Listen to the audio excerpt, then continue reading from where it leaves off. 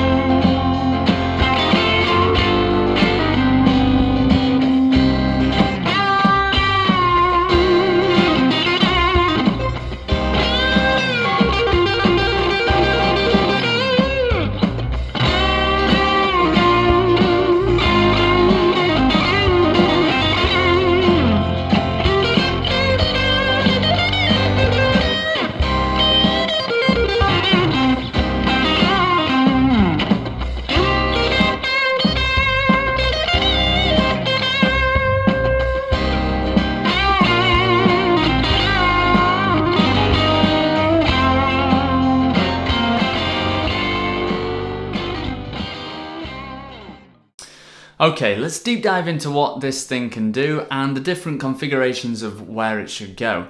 So at the moment I've got my amplifier set up really clean like this.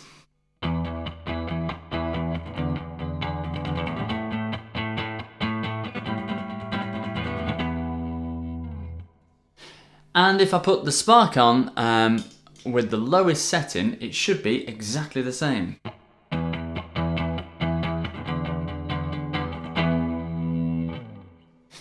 Which it is. So it's not acting as any boost there whatsoever. Right down here doesn't mean that it's completely without volume, it just means that the spark isn't adding any boost. So let's take this up to about a third the way and see what it does to that clean amp.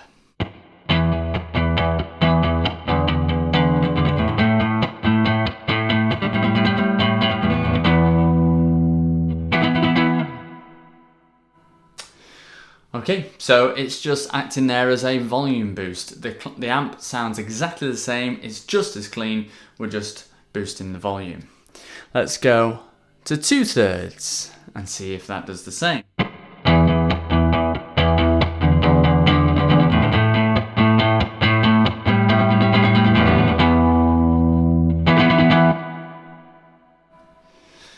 Yeah, still nice and clean.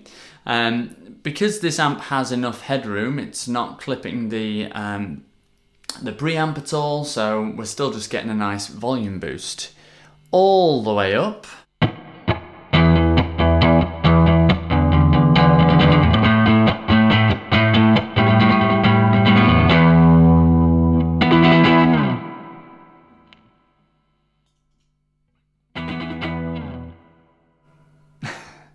So the difference there is stark. It's an absolutely huge volume boost into a clean amp.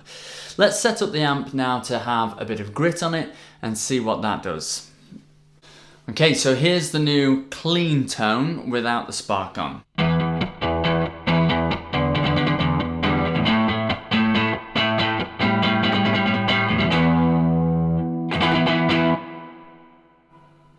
So it's just now got a little bit of hair on it. Let's turn on the spark at a third.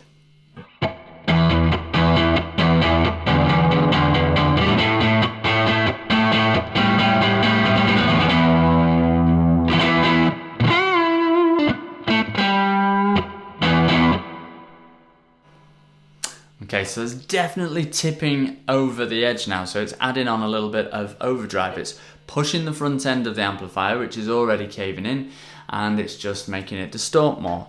Let's take it up to 2/3.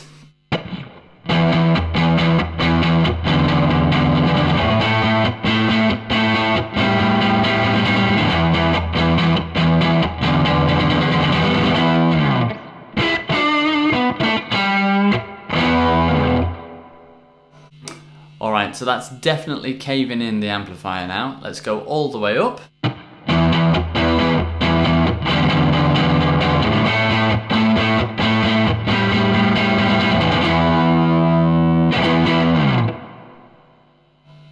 Okay, lovely. Right, now, in theory, if I set up an overdrive after the spark, it should act in exactly the same way, pushing into the overdrive and making the overdrive drive even more. So once again, I'm set up with a clean amplifier. Stick on the overdrive.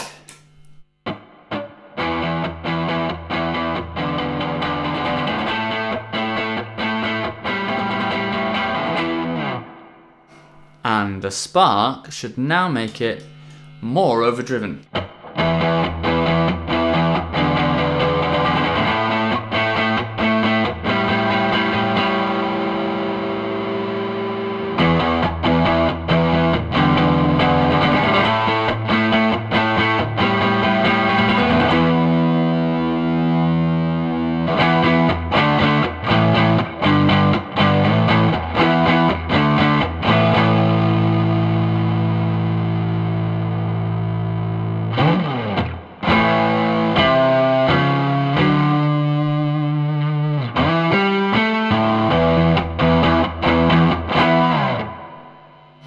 Yeah, it's doing exactly that. Now let's swap over the overdrive and the spark the opposite way round and see what effect that has. Alright, so I've set that up and here's the clean amplifier. And with the overdrive.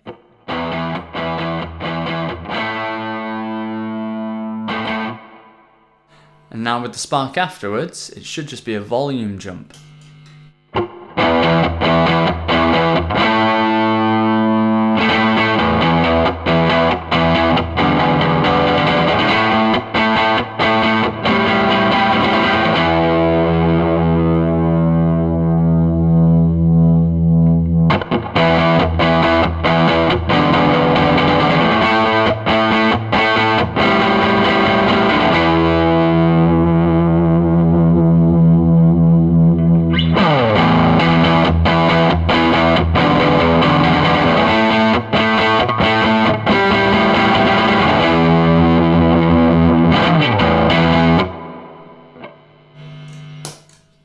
Okay, so that's definitely more than a volume jump. When I turned it on to about a third, it was just a volume jump. But beyond there, I think the tube screamer plus the spark was starting to make the front end of the amplifier cave in. So that was then acting as an overdrive in itself. So it was like the spark was sandwiched in between two overdrives. So there we are. Depending on where you put the spark, it can do a load of different things. If you want it as just a clean boost, it will stay nice and pristine. If you want it to push over another overdrive and take that into some real filthy territory, then it will do that. If you want it to boost your amplifier that's already overdriving into some extra overdriven tones, then it will do that. So depending on where you put it, depends on the job that it does, but I would definitely recommend having a boost on your pedal board if you haven't already.